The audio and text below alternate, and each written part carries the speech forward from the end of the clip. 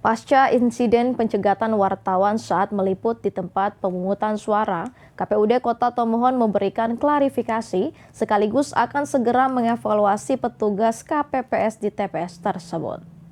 Pak, nggak bisa. Orang ini bebas, Pak. Orang ini mau mewartakan pemilu 2024 yang adil dan jujur. TPS itu tidak bebas. Iya, di Jakarta saja bisa kok. Tidak bisa. Itu Wartawan mana? Wartawan Kawan TV, Pak. Ini ID card ya, pers. Ini pers. Nggak perlu surat katanya, Pak. Semua wartawan di Manado juga Asal begitu. jangan dalam ruangan. Iya, begitu, Pak. Gambar yang Anda saksikan adalah momen pencekatan jurnalis Kawanua TV oleh petugas KPPS di tempat pemungutan suara. Pasca insiden pencegatan tersebut, Komisioner KPUD Kota Tomohon Roger Datu langsung memberikan klarifikasi.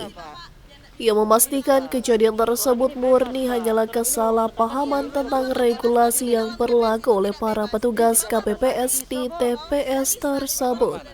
Baik terkait dengan ada petugas Linmas dan PPS yang melarang peliputan di wilayah TPS, tentunya kami akan evaluasi itu. Kami akan evaluasi dalam waktu yang dekat.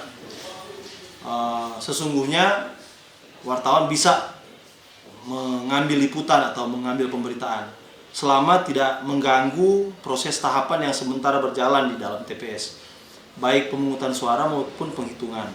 Jadi dari luar wilayah TPS itu bisa meliput pemberitaan.